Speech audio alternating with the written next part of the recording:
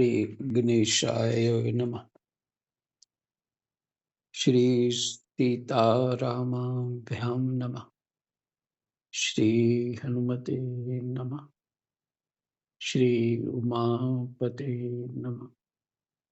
श्री गुरुवे नमः।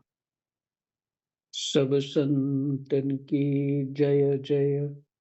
जय जय सीताराम। राधे श्याम।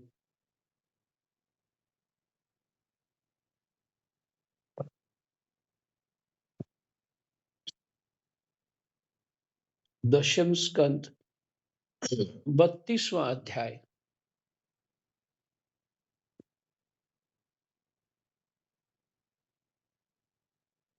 और श्लोक नंबर 11।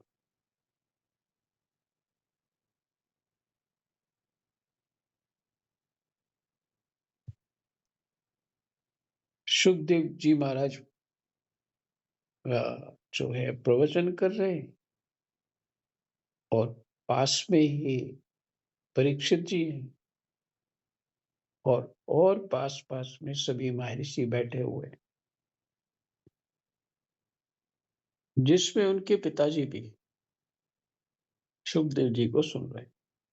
कौन है? व्यास जी।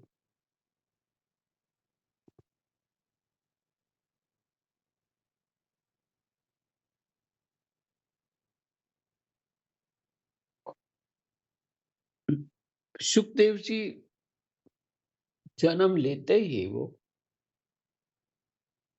ब्रह्म ज्ञानी थे। उनमें कोई ज्ञान बाद में नहीं हुआ। वो माँ के गर्भ से बाहर आ ही नहीं रहे थे। 12 साल हो गए तो भगवान जी से ये वचन लिया कि मैं गर्भ से बाहर आऊंगा तो माया नहीं व्यापेगी। इसलिए गर्भ जन्म होते ही वो चल दिए। और पुत्र का भाव होने के कारण व्यास जी को उनके प्रति ममता हुई कि मेरा पुत्र है, और जो पुत्र है वो चल दिया। किसी से कोई आसक्ति नहीं, कोई मान नहीं, कोई कुछ। तो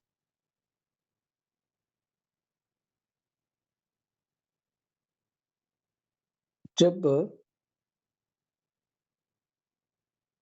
पीछे पीछे आगे आगे सुखदेव जी है और पीछे व्यास जी हैं और पुकार रहे हैं पुत्र पुत्र, सुखदेव सुखदेव करके बोल रहे हैं। तो वो कह रहे हैं, वो मौन है और सभी पेड़ पौधे और जो चारों तरफ से ध्वनि आती है पेड़ पौधों से, तिनकों से, शुको हम शुको हम शुको हम। मैं मैं सुख हूं। सभी कहते हैं मैं सुख हूं, मैं सुख हूं। इसका अर्थ है कि उन्होंने प्रकृति में, उस वातावरण में अपने आप को अनुभव किया है। वो सब कुछ वही स्वरूप हो गए। ये है ब्रह्म ब्रह्म ज्ञान की स्थिति। ऐसी हो जाती, कोई शेष रहता नहीं, मैं ही मैं। ये स्थिति है। ऐसे सुखदेव जी दंग दड़ंग आए और विचरण करते हुए, और जो जो पहचानते हैं उन्होंने आदर किया और उनको आसन दिया और प्रश्न किया परीक्षित ने। तब उनके पिताजी व्यास जी भी हैं वहाँ, और बड़े बड़े महर्षि हैं। महर्षि तो ऐसा है नहीं है कि वो मर जाते हैं, ऐसा नहीं होता।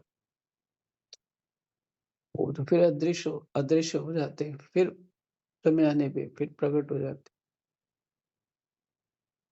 हैं।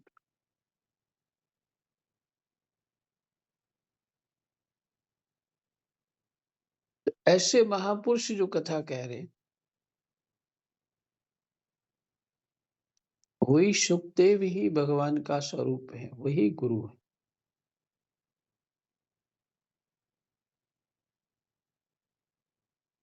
उन्हीं का सुना हुआ सभी सब सुनाते हैं।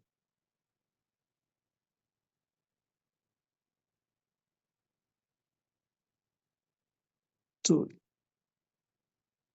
ऐसा दृश्य अपनी कल्पना में रखिए कि भगवान सुखदेव क्या कह रहे हैं। उस पूरे वातावरण को अपनी कल्पना में रखिए। गंगा किनारे ये कथा हुई थी।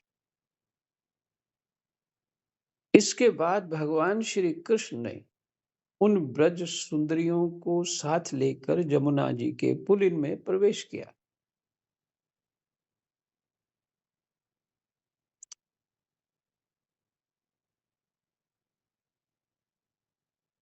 कृष्णा वासुदेवाय हरे परमात्मने प्रणत क्लेशनाशाय गोविंदाय नमो नमः।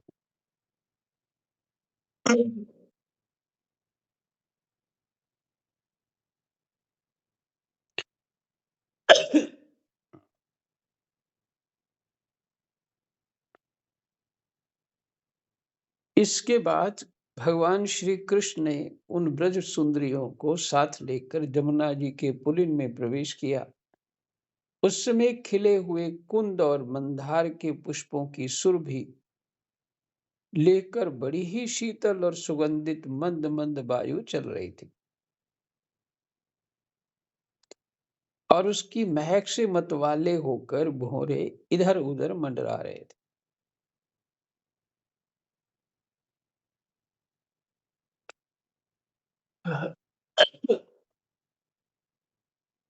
शरद पूर्णिमा के चंद्रमा की चांदनी अपनी निराली ही छटा दिखला रही थी।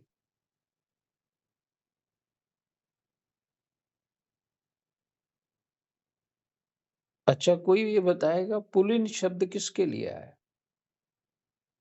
उन्होंने पुलिन में प्रवेश किया तो ये पुलिन शब्द कहाँ के लिए बोला गया है? किसी को पता हो तो बताइए। ठीक है। देखिए, पुलिन शब्द है किनारे में जो नदी के किनारे में जो बीच सा बन जाता है ना, रेत रेत होती है नदी के किनारे। और समुद्र के किनारे वो क्या कहते हैं, बीच बीच होता है क्या, ऐसे बोलते हैं कुछ। इस तरह गंगा किनारे बहुत जगह हो, ऋषिकेश से ऊपर ऐसे, तो उनको पुलिन कहा गया। ऐसा ही लगता है। और कोई अर्थ हो, कभी मैंने किसी से पूछा ही नहीं, पर मुझे यही लगा। उस समय खिले हुए कुंद और मंदार के पुष्पों की सुरभि लेकर बड़ी ही शीतल और सुगंधित मंद मंद वायु चल रही थी।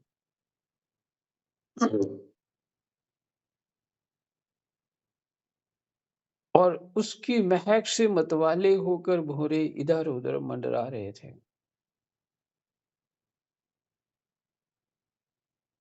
शरद पूर्णिमा के चंद्रमा की चांदनी अपनी निराली ही छटा दिखला रही थी। अब ये कौन कह रहा है अपनी अमृत वाणी से? भगवान शुकदेव। भगवान इसलिए है कि वो ब्रह्म स्वरूप है।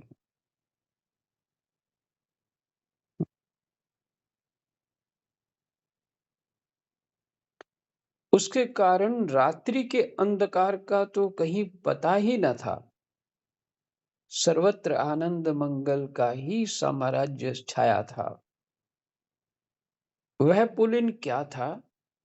जमुना जी ने स्वयं अपनी लहरों के हाथों भगवान की लीला के लिए सुकोमल बालू का रंगमंच बना रखा था। चलो, स्पष्ट हो गया। भगवान जी ने देरी नहीं लगाई, तुरंत पुलिन का अर्थ बता दिया। पुलिन किसको कहते हैं? वही जमुना किनारे जो ऐसी सुंदर जगह जहाँ रेत ही रेत है, किनारा, उसको पुल्लिंग कहते हैं। स्पष्ट हो गया। फिर से एक बार इसको उच्चारण कर देता हूँ। वह पुल्लिंग क्या था? यमुना जी ने स्वयं अपनी लहरों के हाथों भगवान की लीला के लिए सुकोमल बालुका का रंगमंच बना रखा। बालुका का रंगमंच बना रखा था। परीक्षित, भगवान श्री कृष्ण के दर्शन से गोपियों के हृदय में इतने आनंद और इतने रस का उल्लास हुआ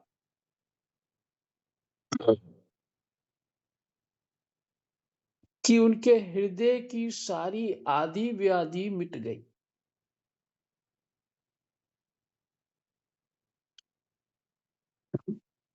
हृदय की आदि व्याधि मिट गई। भगवान श्री कृष्ण के दर्शन से गोपियों के हृदय में इतना आनंद हुआ, इतने रस का उल्लास हुआ कि उनके हृदय की सारी आदि व्याधि मिट गई। जैसे कर्म कांड की श्रुतियां उसका वर्णन करते करते अंत में ज्ञान कांड का प्रतिपादन करने लगती। जैसे कर्म कांड की श्रुतियां उसका वर्णन करते करते अंत में ज्ञान कांड का प्रतिपादन करने लगती और फिर वे समस्त मनोरथों से ऊपर उठ जाती हैं, कृत्य कृत्य हो जाती हैं। वैसे ही गोपियां भी पूर्ण काम हो गई।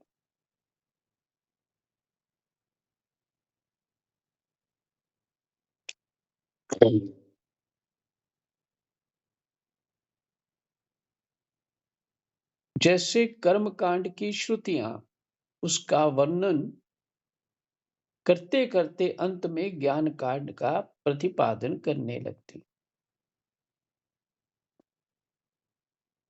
कर्मकांड की श्रुतियां ये बताते हैं कि वेद में 80,000 मंत्र तो केवल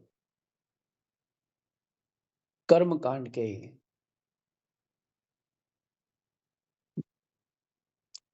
और उनका पर्यवसान, उनका अंतिम स्थिति भक्ति और ज्ञान में होती है। तो कुछ ज्ञान के कुछ बाबा बता रहे थे, जहां तक मुझे याद है 16% उसमें वो है ज्ञान कांड के, और फिर पीछे 4% जो है वो भक्ति के सूत्र हैं। श्रुतियां मैंने वेद, पहले वेद सुने ही जाते थे, अपने बल और ब्रह्मचर्य के सदाचार के बल पे उसको स्मृति में रखते थे ब्राह्मण वेदों को, इसलिए श्रुतियां कहते थे। और एक से एक सुनाते, महर्षि दूसरे महर्षि को सुना रहे, फिर वो प्रश्न करते हैं, फिर वो उसको सुना रहे, ऐसा गुरु परंपरा जो है ऐसे चलती आती है, इसलिए श्रुतियां हैं। तो कर्म कांड की श्रुतियां उसका वर्णन करते करते अंत में ज्ञान कांड का प्रतिपादन करने लगती।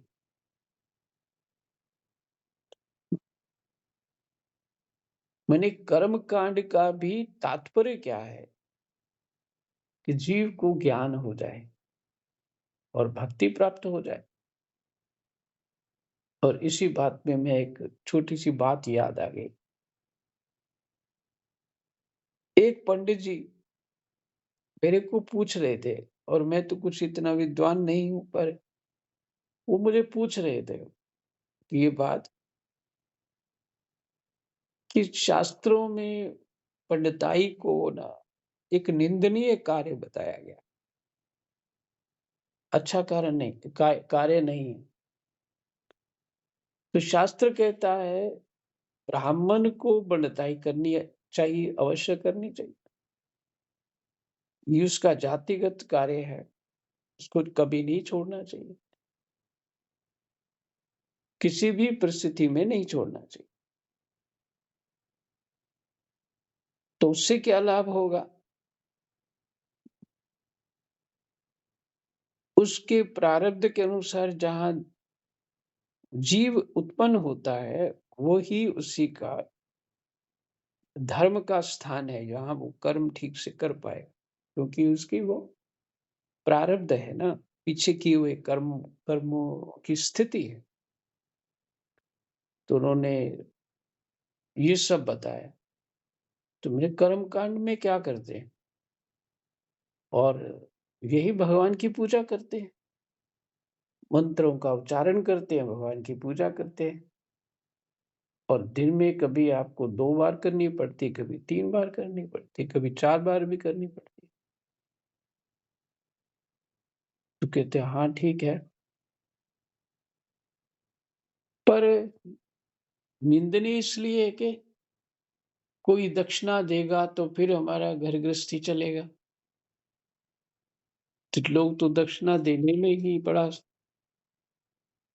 संकोच करते हैं और ब्राह्मण फटीचर बने घूमते रहते हैं। और कुछ लोग युक्तियाँ लगा लेते हैं दूसरे से पैसा लेने की, और फिर वो ब्राह्मणों की निंदा होती है।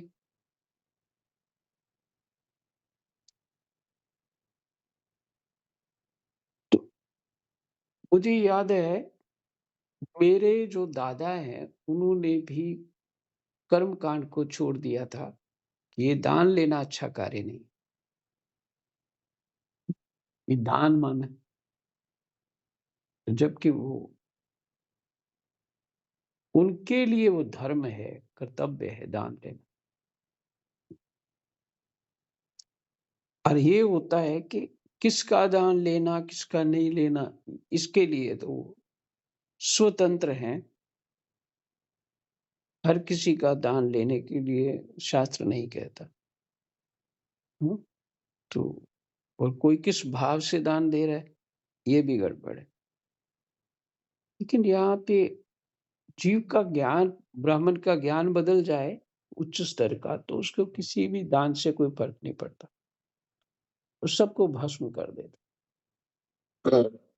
देखिए, यहाँ आपको भी मैंने ये बताना है।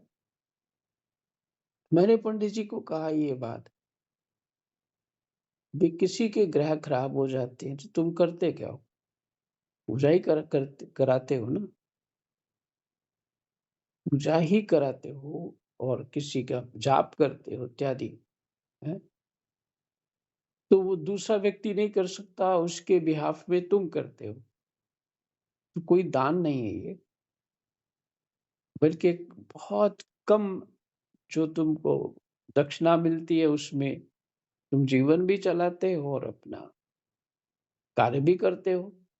कोई आसान कार्य नहीं है, दूसरा कोई कर नहीं पाएगा। तो सबसे बड़ा लाभ है कि दिन में 2 बार, 1 बार, कभी 3 बार, कभी 4 बार पूजा करनी पड़ती है। तो जीव की चित्त वृत्ति परमात्मा में रहनी चाहिए, यही शास्त्र कह रहा है। और तुम्हें तो कर्म ही वही मिल गया। चाहे तुम वो लोभ से करो, चाहे श्रद्धा से करो, चाहे धर्म समझ के करो, है ना? तो किसी तरह भी तुम परमात्मा का चिंतन करो, वो तो साधना का सार है। वो तो कर ही रहे हो।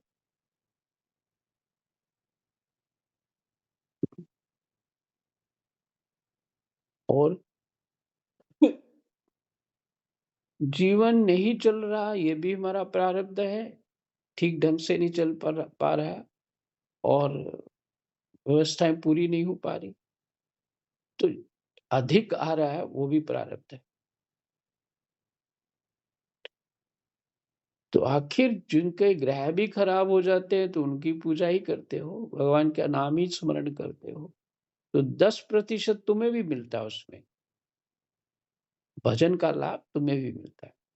शास्त्र कह रहा है। तो इसलिए ये कार्य निंदनीय नहीं है। बल्कि मेरे दादाजी ने छोड़ दिया था। तो उसके बाद हमने अपने पिताजी को और अपने चाचाओं को देखा। उन्होंने सब छोड़ा तो 2 चाचा हमारे वो पटवारी बन गए और 2 आयुर्वेदिक डॉक्टर बन गए, मेरे पिता और वो चाचा मेरे। तो कर्म कांड छोड़ के बैठे इधर-उधर बातें कर रहे हैं, क्या करें? माने वो कोई सार नहीं रहा ना वो। तो अपनी जाति में जो कर्म मिला उसको अवश्य करना चाहिए। ये शास्त्र कह रहा है, कोई मेरे शब्द नहीं, गीता जी में स्पष्ट लिखा है कि जो अपने धर्म में मरता है वो कल्याणकारी है। दूसरे का धर्म करता है, वो भयावना है। तो यहाँ मैंने ये क्यों बात बोली है ये, कि कर्म कांड की श्रुतियाँ जो हैं, कर्म कांड जो है किस लिए है? इस साधना का अंश है, परमात्मा में चित्त जोड़ने का उपाय है और इसका साधारण नहीं मानना चाहिए, वैदिक है।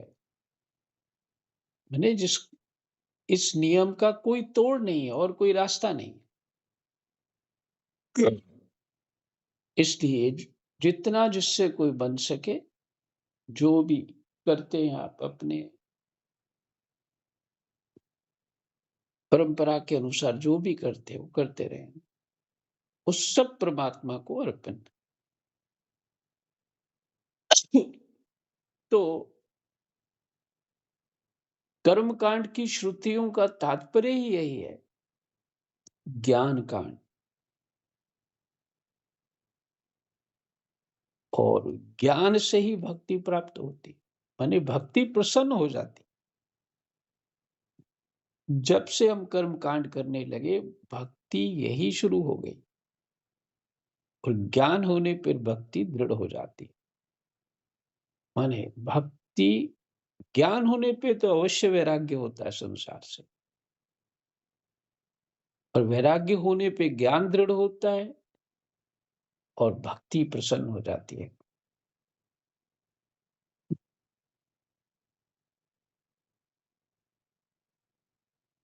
तो कह रहे हैं, करते करते अंत में ज्ञान कांड का प्रतिपादन करने लगती हैं श्रुतियां, और फिर वे समस्त मनोरथों से ऊपर उठ जाती हैं, मन की इच्छाओं से ऊपर उठ जाती हैं श्रुतियां। क्यों? वही बात अगेन है, पहले कर्म, फिर ज्ञान, वैराग्य और भक्ति। भक्ति तो साथ सभी और कोई मनोरथ चाहिए नहीं, है ना? फिर और कोई मनोरथ हमें चाहिए नहीं, परमात्मा ही चाहिए। तो फिर समस्त मनोरथों से ऊपर उठ जाती हैं, कृत्य कृत्य हो जाती हैं, कृत कृत्य हो जाती हैं। मैंने अगर पंजाबी में कहें, बाग बाग हो जाती। वैसे ही गोपियां भी पूर्ण काम हो गई। अब उन्होंने अपने वक्षस्थल पर लगी हुई रोली केसर से चिह्नित ओढ़नी को अपने परम प्यारे सुहृद श्री कृष्ण के विराजने के लिए बिछा दिया। बड़े बड़े योगेश्वर अपने योग साधन से पवित्र किए हुए हृदय में जिनके लिए आसन की कल्पना करते रहते हैं, किंतु फिर भी अपने हृदय सिंहासन पर बिठा नहीं पाते, बड़े बड़े योगेश्वर अपने योग साधन से पवित्र किए हुए हृदय में जिनके लिए आसन की कल्पना करते रहते हैं। हाँ, योग साधन में यही होता है, हृदय कमल के ऊपर भगवान को विराजमान कराते हैं।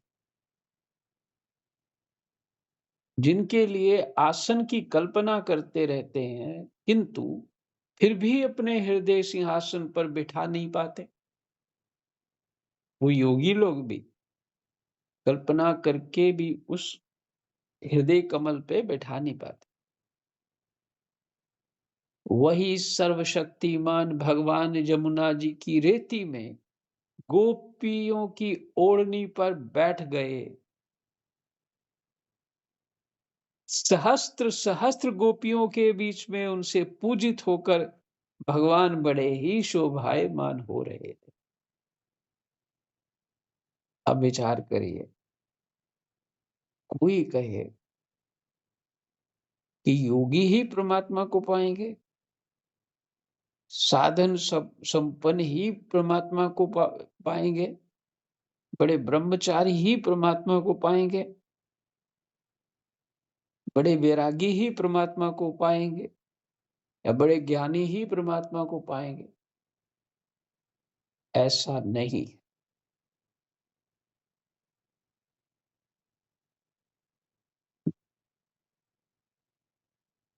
ऐसा बिल्कुल नहीं। यहां भगवान ने दिखा दिया। अब ये गोपियां जो है,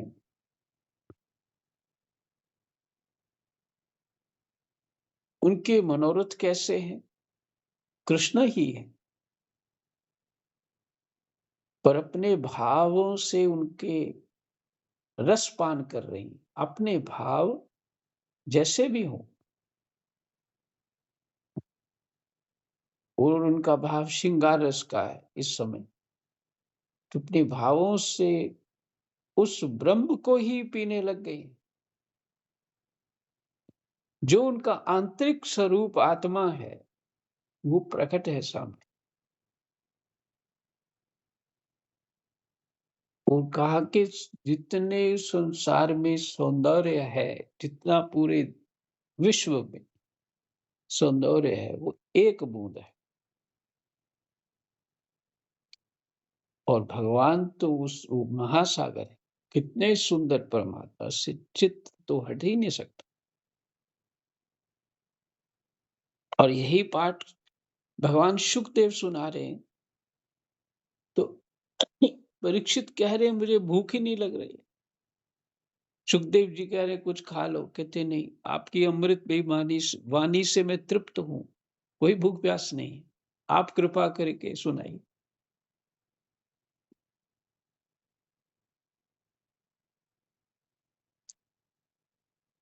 तो जो भी सिर पे ओढ़ने वाला वस्त्र जो है अशुद्ध ही माना जाता है ना।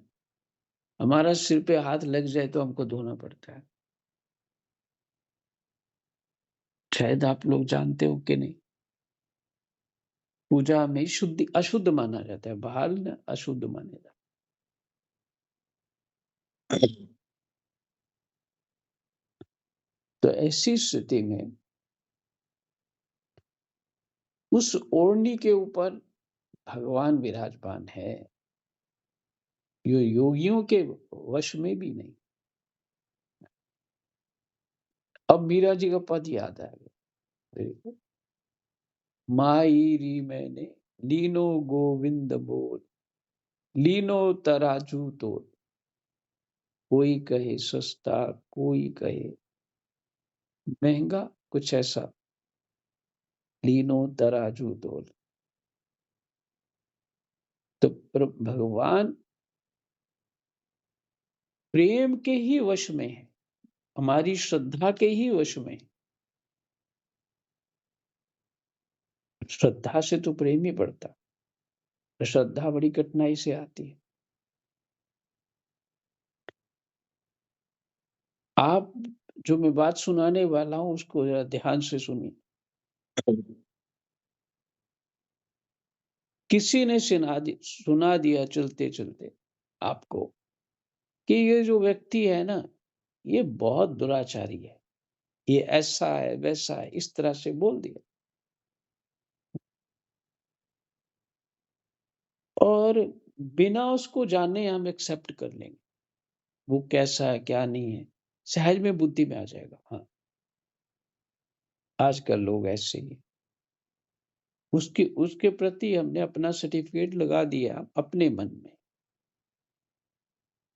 और कोई कह दे कि इसको भगवान का दर्शन हुआ है या इसको बहुत ज्ञान है या ये बहुत तपस्वी है, हृदय नहीं मानता। मैक्सिमम लोगों का 99% लोगों का हृदय नहीं मानता। जानते हो कारण क्या है? मलिन हृदय। मलिन हृदय।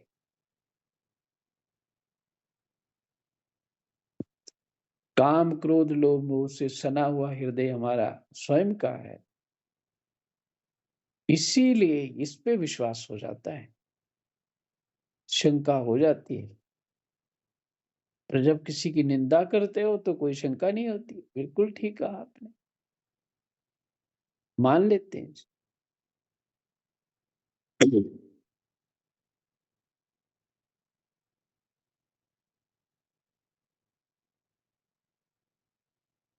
तो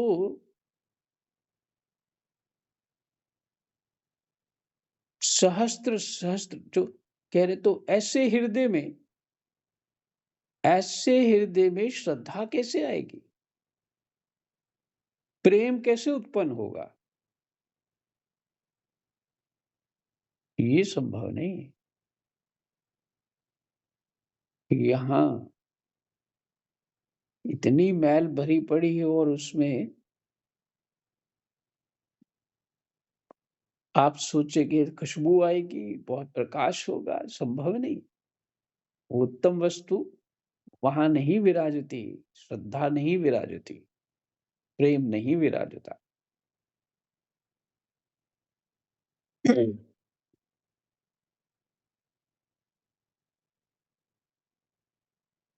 तो भगवान ने गोपियों का जो प्रेम और श्रद्धा है ना,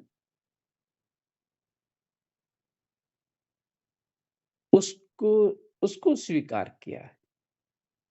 ये नहीं देखा ये वो कैसी है क्या है, ये नहीं देखा।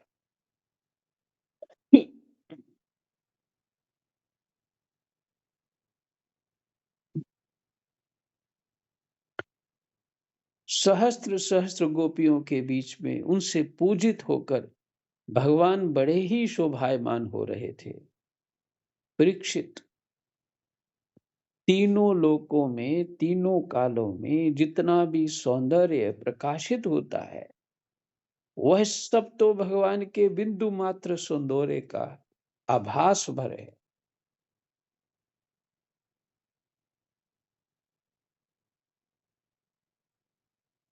ये क्या लीला है? वे उसके एकमात्र आश्रय हैं। भगवान के बिंदु मात्र सौंदर्य का आभास भर है।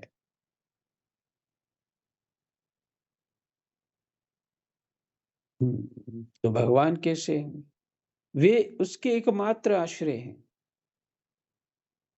भगवान श्री कृष्ण अपने इस अलौकिक सौंदर्य के द्वारा उनके प्रेम और आकांक्षा को और भी उभार रहे हैं।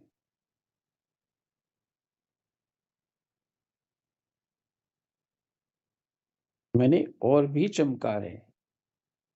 गोपियों ने अपनी मंद मंद मुस्कान, विलासपूर्ण चितवन और तिरछी बाहों से उनका सम्मान किया।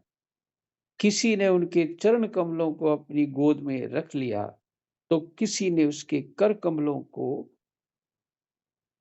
वे उनके संस्पर्श का आनंद लेती हुई कभी कभी कह उठती थी, कितना सुकुमार है, कितना मधुर है। इसके बाद श्री कृष्ण के छिप जाने से मन ही मन तनिक रूठ कर उनके मुंह से ही उनका दोष स्वीकार कराने के लिए वे कहने लगी। आगे प्रसंग और भी सुंदर, बहुत ही बढ़िया। अब जो आगे लीलाएं घटेंगी, गोपियों के प्रश्न होंगे और भगवान को घेरने का पूरा प्रयास होगा। तो समय हो गया, यही विश्राम करते हैं। कल सवेरे गोपियां प्रश्न करेंगी कृष्ण को,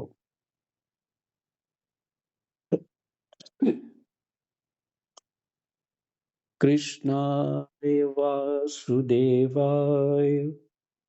हरे परमात्मने प्रणतक्लेशनाशाय गोविन्दाय नमो नमः। जय जय।